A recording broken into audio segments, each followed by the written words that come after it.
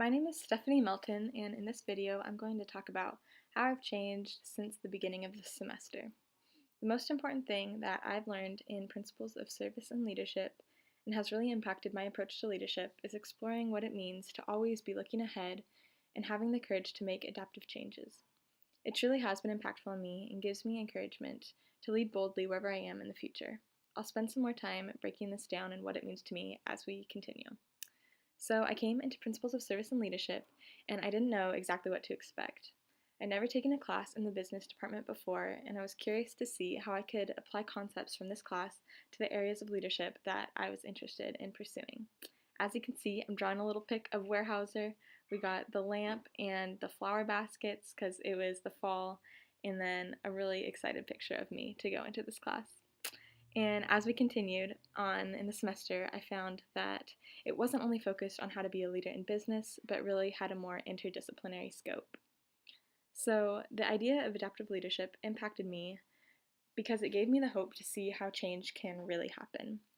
We started reading Linsky's book, The Practice of Adaptive Leadership, and one thing that stuck out to me was when Linsky described how adaptive leaders don't just reinforce existing norms, or automatically adopt the practices of an established culture. Adaptive leaders don't settle at all. Linsky makes the distinction between being a servant of what is versus a shaper of what might be.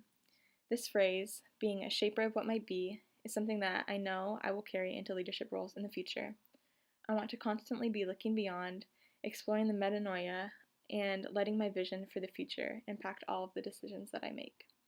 I don't want to fall into routines, but to challenge institutions in a way that continues to drive us forward and get us further along in pursuing a broader goal.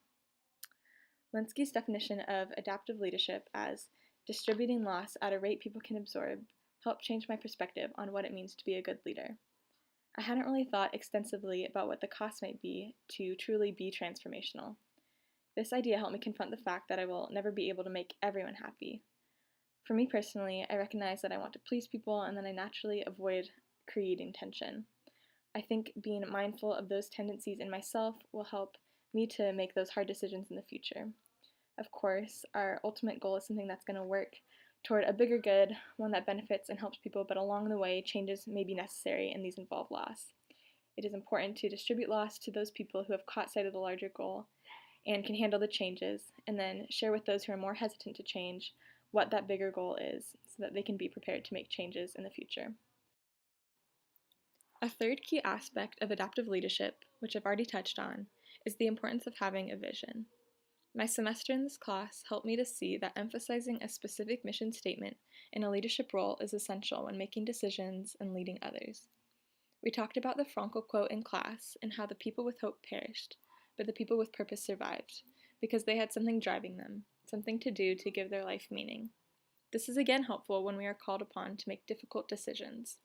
One of my favorite lines in Invictus comes when Mandela is about to announce that the Springboks, which are predominantly white, will continue to be the national rugby team for South Africa. Black South Africans were going to be disappointed, but Mandela was willing to make this difficult decision because he was driven by a bigger, ultimate goal of racial reconciliation in the country. As he was preparing to make this announcement, the people around him told him, "You're risking your political capital, you're risking your future as our leader." And Mandela responds, "The day I am afraid to do that is the day I am no longer fit to lead." I find this really inspiring, to be willing to step out in courage and make adaptive changes that are going to challenge current norms, behaviors, and values.